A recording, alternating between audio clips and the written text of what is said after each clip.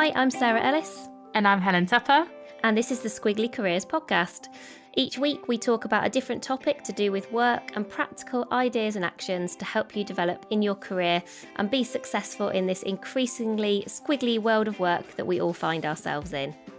And today we're talking about something that I think is particularly relevant as all of our careers get more squiggly, which is this idea of job crafting.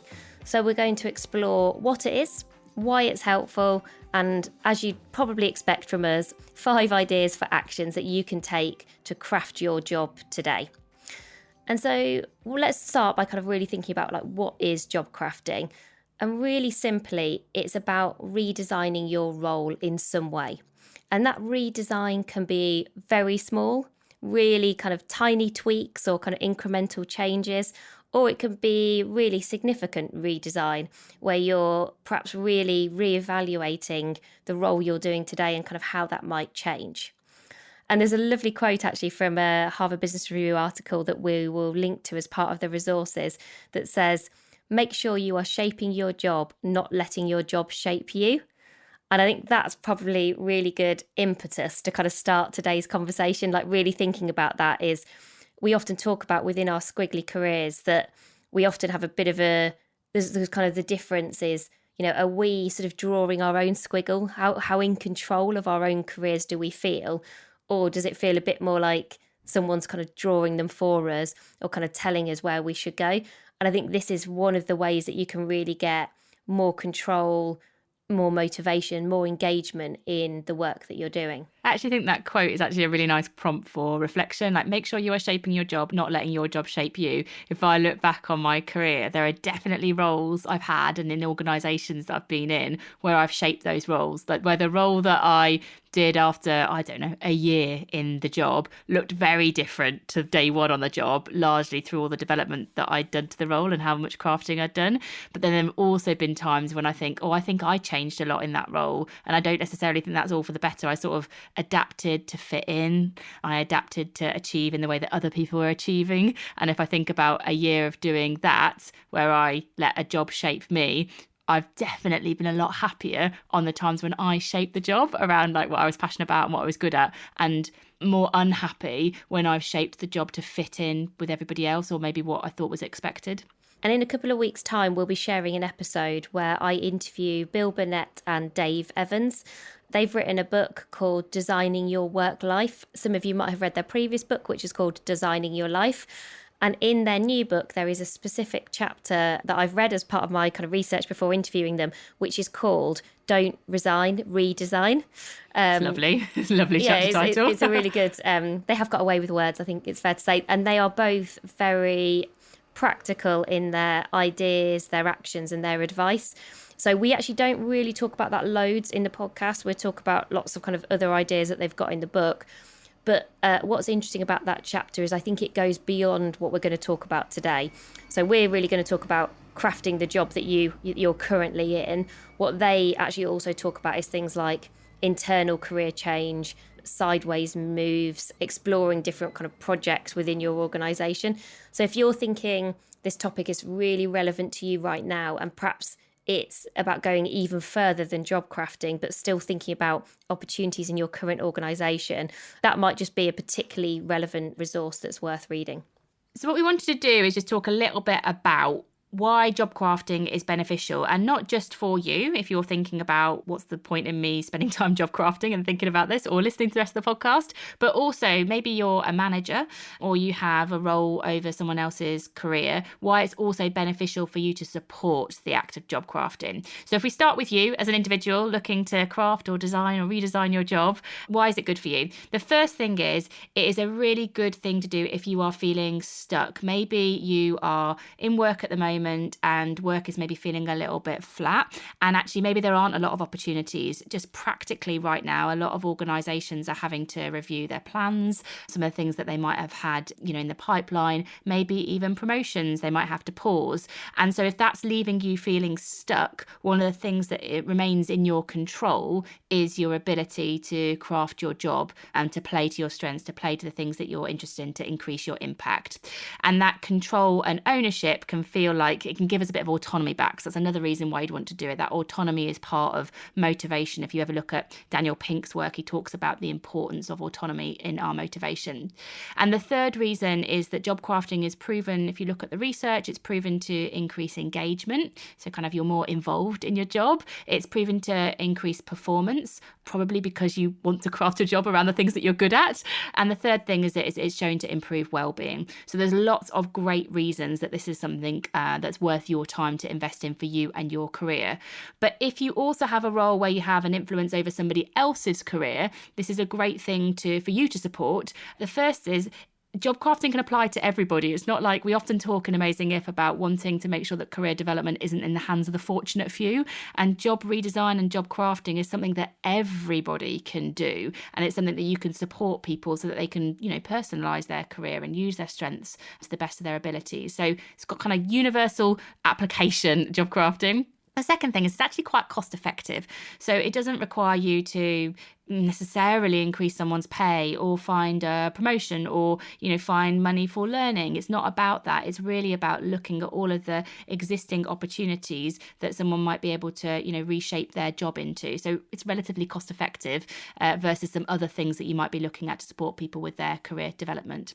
And the third thing is that it's shown to increase loyalty and retention. So actually this is a cost effective, quite universally applicable way of increasing engagement and increasing retention. So it is definitely something that is worth you stopping and thinking about how you could support people in your team with.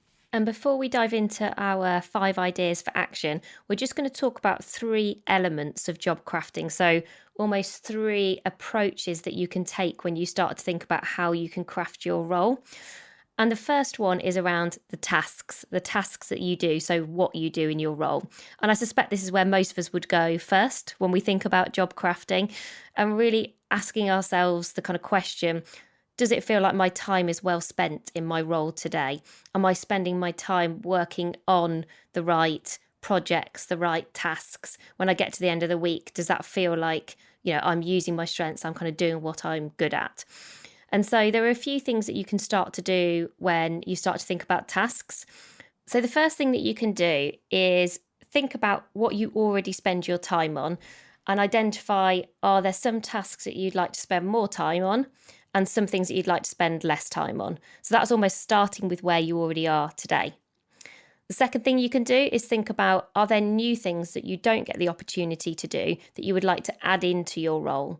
You might be aware of strengths you've got that you don't get the opportunity to use. There might just be things that you're intrigued about that you'd like to add into your role or get some opportunity to experiment with. My one word of warning on this is what job crafting doesn't mean, and I suspect Helen knows where I'm going with this, is it doesn't just mean adding lots more into your job so you're just doing working harder, working longer. Every time you add something, really think about, well, what are you going to take away at the same time? Because what we don't want this to become is a way for people to kind of get overwhelmed or burnt out because we've kind of job crafted perhaps into something that we will really enjoy. But actually, if it's taking twice the time or if it's meaning that we're having to work so much more, that's never going to be kind of a good outcome. So that's about kind of changes and kind of newness into your role. And then the third thing in terms of tasks might be changing like how you do your job, so how you do those tasks. So for example, one that was relevant to me is at one point in my career, I stopped working a 5-day week in one organisation and started working a 4-day week at Sainsbury's, which is where I was working at the time, and 1 day a week on Amazing If. That was a really kind of practical example of me needing to do some job crafting because I had to think about a job that I had been doing 5 days a week. How would I now do that in 4 days a week? And back to that previous point, what that couldn't just mean was that I was just going to work really, really long hours for those 4 days so that I could spend a day on Amazing If. So that's just start with kind of where you are today. Think about what changes you might want to make. Is there anything kind of new that you want to experiment with? And is there anything in how you're doing your job that might also mean that you've got an opportunity to do some crafting? So the second area that you can look at to craft your role is all about the relationships. If the task's sort of about the what, then this relationships bit is about the who. And it's about being intentional about who you build relationships with how you build those relationships, and also what you might be engaging with them on, so the topic that you might be talking to them about. And this can really increase your engagement in your role. There's some really interesting research that we'll share by a professor at Yale University, and Google Rework shared one of the videos of her presenting to them about her work about job crafting.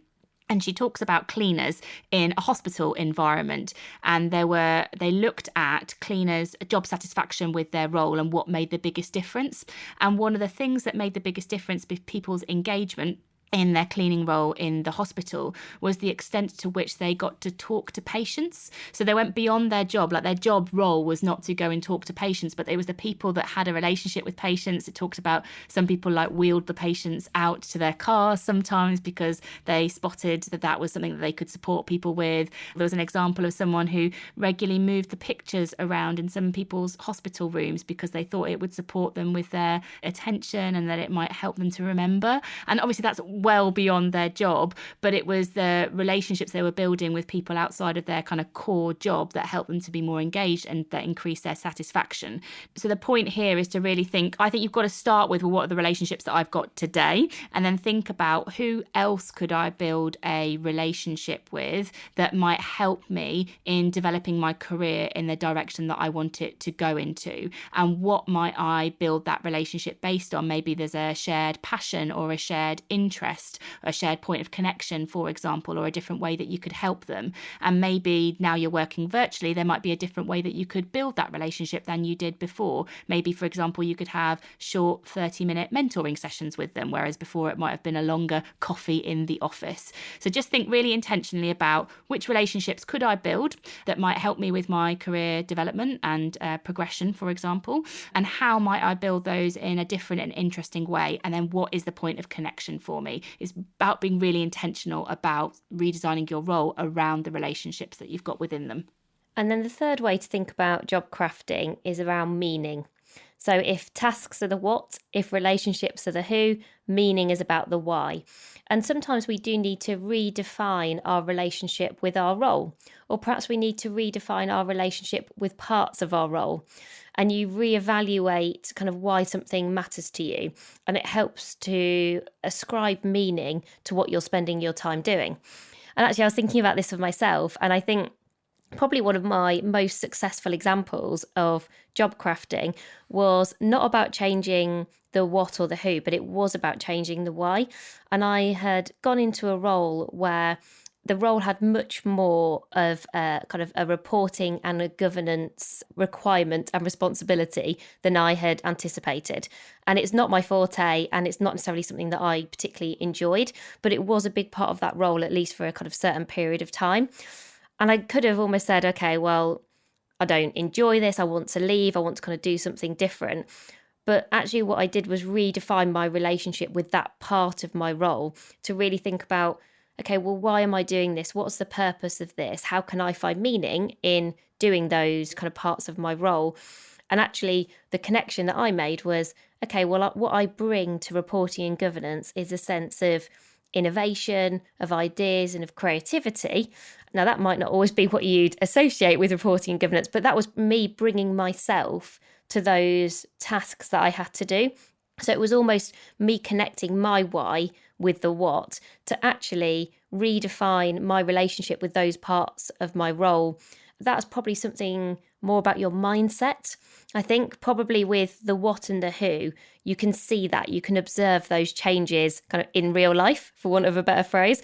Whereas I think when you do redefining and redesigning your relationship with your role in terms of the why, I think this is more about your approach, your kind of attitude, your mindset towards all of your role, or maybe kind of parts of your role. So it's perhaps less visible, but it can be really powerful, especially when there are things that we can't change. And, for most jobs, there are compromises, and there will be aspects of roles that perhaps we find hard or frustrating or not as satisfying.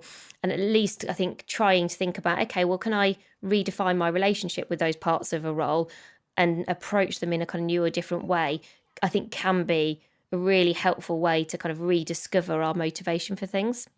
And because that might feel, I think that's quite big, it's quite a big area, sometimes a bit hard. We have relatively recently actually done a podcast episode on meaning. It's episode 152. So if that is something that you'd like to spend more time reflecting on, like reconnecting with the meaning, or actually just reframing my meaning in my role and my work, then episode 152 might be a good next listen after this episode.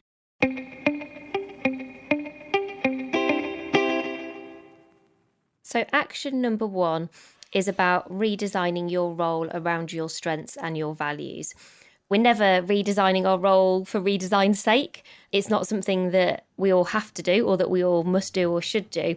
We want to do this because we want to spend more time doing the things that we are really good at and living our values. And the more we use our strengths, the more we live our values, that's when we know we're more likely to find flow, as we talked about in a kind of previous podcast episode. It's when we're going to be doing our best work, and it's win-win. It's really good for us and it's really good for our organisations as well. And so to be able to do that, firstly, you obviously need to be clear about what your strengths are, what your values are, because they are really your anchors that you want to kind of job craft around. And if you need to spend a bit more time on strengths and values, strengths podcast episodes 27 and 122, and values is 42. But if you're thinking, okay, well, I'm only just about fitting in one podcast a week, there are some quick questions that I think you can ask yourself that will give you some insight that will be a really good starting point for this action. So the first thing is, when am I happiest in my working week? So what are those spikes of satisfaction that I currently feel Monday to Friday? And how could I have more of those spikes? What would that look like? How could I spend more time on those things? Maybe what work am I doing when I feel at my best? So in those moments where you perhaps do find your flow, or you have a meeting or a project where you think, oh, that is me at my best. I'm kind of showing it really well here. I feel like I'm using my strengths.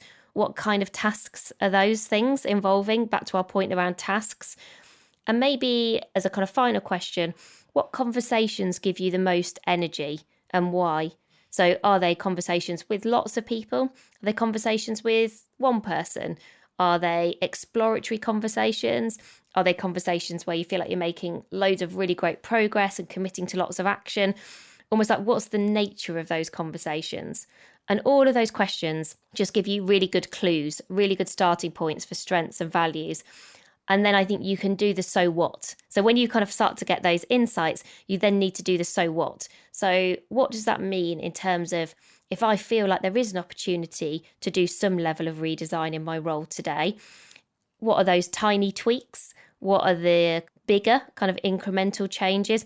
Or are there some really significant opportunities that I might want to explore even more? And we'll get into kind of, again, some more actions in a second. But I think remembering that job crafting is not a one-off process. You don't sort of do this once and it's a kind of one-hit wonder and you need to have a really big conversation with your manager where you need to kind of sort all this out simultaneously. Both of our experiences have been, this is almost an ongoing relationship that you have with your own role, where you're continually reevaluating strengths and values, probably making some small changes. You might spot some bigger, more significant opportunities that take a bit longer to kind of figure out. Please don't feel this is kind of you do this once and then you're done. I think this is something you keep coming back to and you keep committing to. And the second action is really about understanding what that journey might look like where you're going from and where you want to get to. And it's about understanding the changes that you might need to get to this sort of ideal version of the job where you are using all your strengths, where you are using as much of your values at work as possible. And so to do that, it's really helpful just to take a step back and almost audit all the activities that you're spending your time on at work today.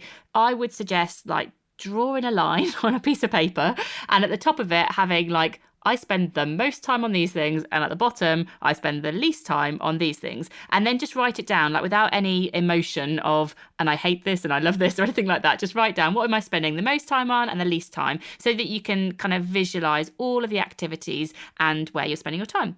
And that's sort of your today version of how you're spending your time. And then on the next, you can do this on another piece of paper, kind of have the to be. So you still have your line of where you spend your most time and the least time, but now think about, if I was really crafting this. Maybe I'd spent 12 months evolving my role in a way that plays to my strengths and make sure that I'm fulfilling my values. What would I like this to look like? What would I like to be spending the most time on? What would I like to be spending the least time on? And then look at your charts side by side. Highlight some of the biggest changes that you would like to make. Maybe there are some new things that have come into your sort of ideal to be version of the role that you'd like to craft and create. And maybe there's some things that have come out, for example. Maybe there's some things that stay the same, which is a great realization. You've kind of got to do this exercise to realise what it tells you. But what that really starts to highlight is where you might want to focus some of your efforts, some of the conversations that you would go and have, some of the smaller actions that you might go and take. It just helps you to see some of the shifts that you want to make. And even though it might take time, because this isn't going to happen, from one Monday to the next, as Sarah said, it gives you a sense of where am I going from and to that can be really helpful for you. So the third action is about give and gain crafting. And I think recognizing that job crafting is not just about you. The more you can get support and kind of sell the changes you're trying to make to others, probably the better. I think there's definitely an argument sometimes for asking for forgiveness rather than permission, and sometimes doing a bit of this experimenting for yourself. And sometimes you need to show what's possible, or just start to kind of figure some stuff out for yourself first, perhaps before you start to do this. But I still think this is kind of a helpful thing to reflect on. So for any change that you are hoping to make to your role, think about, okay, so what am I hoping to gain from this? So more time doing certain things or building some different types of relationship. What are those other people going to be gaining?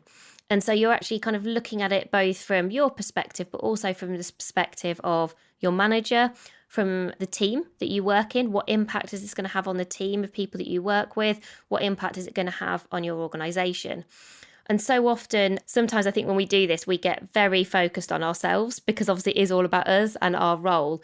But if you can do that, take that moment to kind of walk in some other people's shoes, to figure out some of the implications of thinking, okay, well, if I spent more time on this task and less time on task B, okay, well, will task B still have to happen?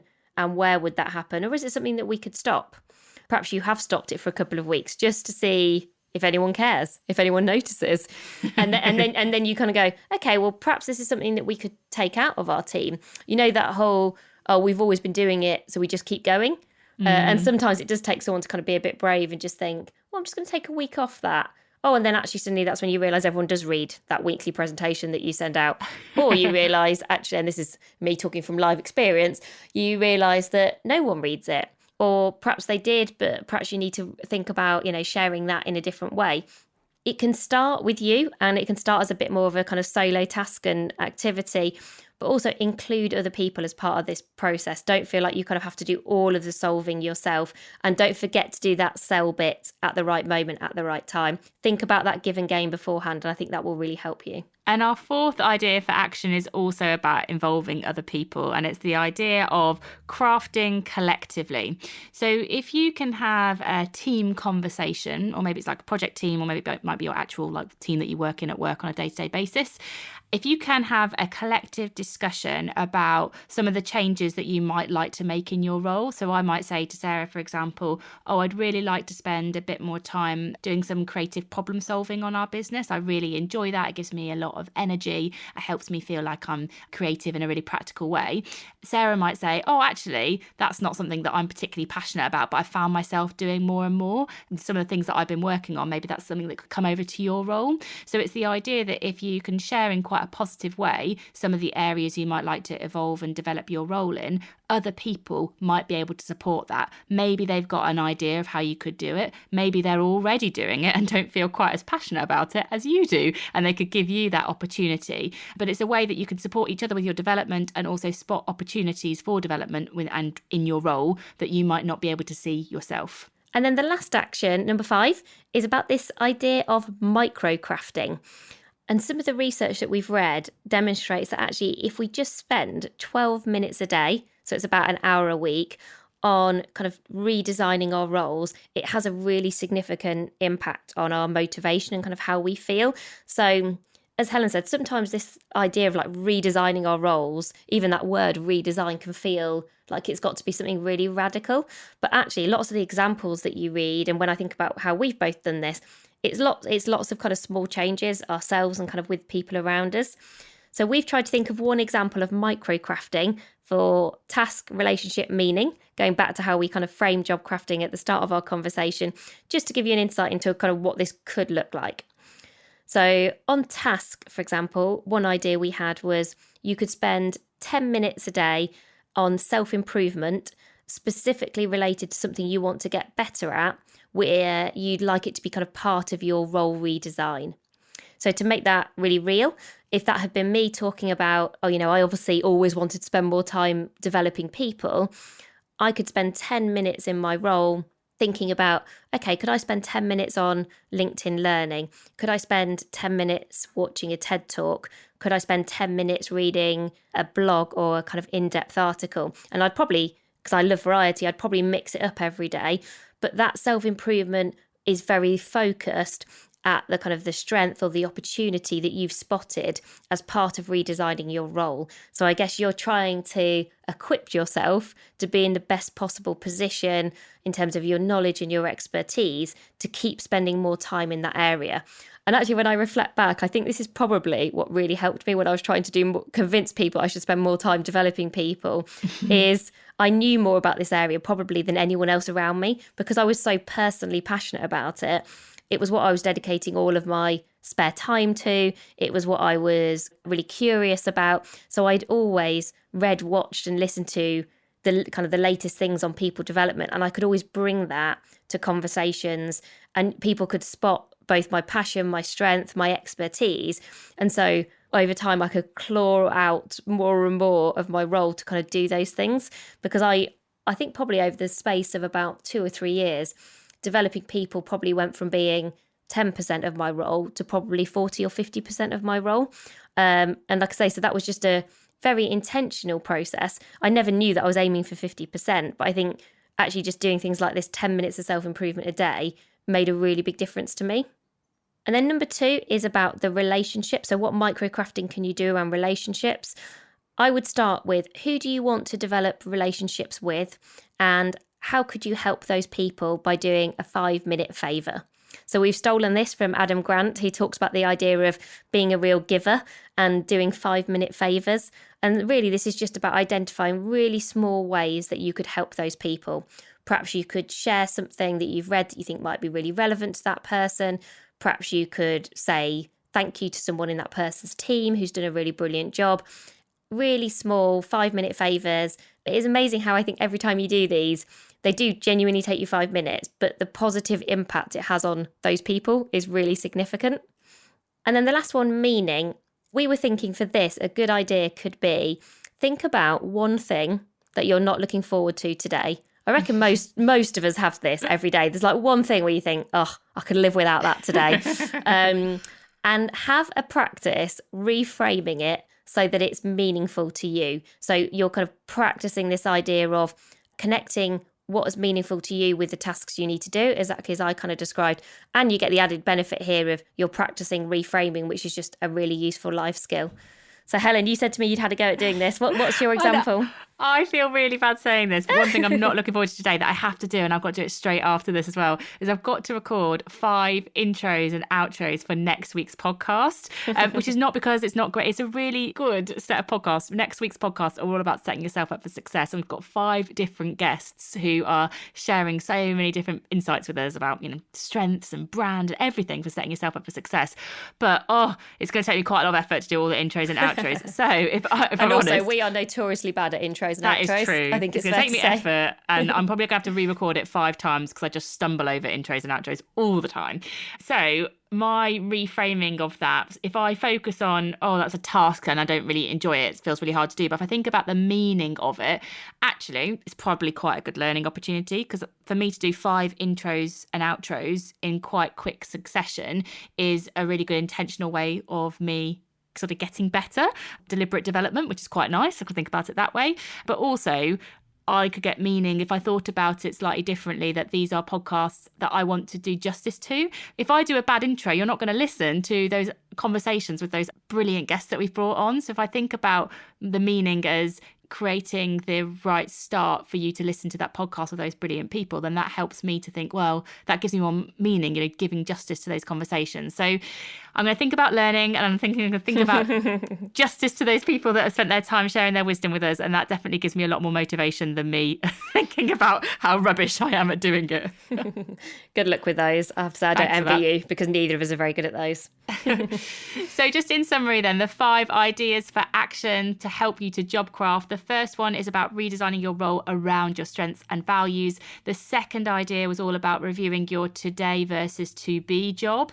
The third idea was about give and gain crafting. The fourth was about crafting collectively. And the last one that Sarah just talked about was about micro crafting. So we hope that's given you lots of things that you can take away and helped you to think about how you can maybe look at your job differently. And even if maybe you are feeling a bit stuck right now, that's given you lots of things that are in your control that you can start to do differently. As I said, next week, we've got 5 different people who are going to be on the podcast for our Setting Yourself Up for Success series. That includes people like Bianca Miller-Cole on personal branding, Marcus Buckingham all around strengths, and Megan Wrights on speaking up at work. So please do subscribe so you don't miss out on those, because we really wanted to pack in lots of things that we thought would be quite useful for people at this time of year when you might be sort of going back to work in a slightly different way and just really reconnecting with your job and your role and your career at this point in time. So hopefully that is helpful for you. And lots of links and things that we've referenced, that will all be on amazingif.com. So if you want to, watch any of the videos or look at any of the research that we looked at to pull this episode together, then head to amazingif.com, go to the podcast page, and you'll find all the details there. And I think that is everything for this week, Sarah. Yeah, just thank you to everyone who continues to leave us ratings, reviews. We always read every one. They are the real highlight in our week. I want to think about how I can job craft my week to just read nice reviews, because that always makes me feel really good about myself. So thank you to everyone who does that. We do really appreciate it. It's a good 5-minute favour that you can do for us if you've not had a chance to already. But otherwise, really look forward to hearing what you think about the episodes next week. I think they're going to be a really good series, and I hope they'll be really helpful. But thank you so much for listening to today, and we'll speak to you again soon. Bye for now. Bye, everyone.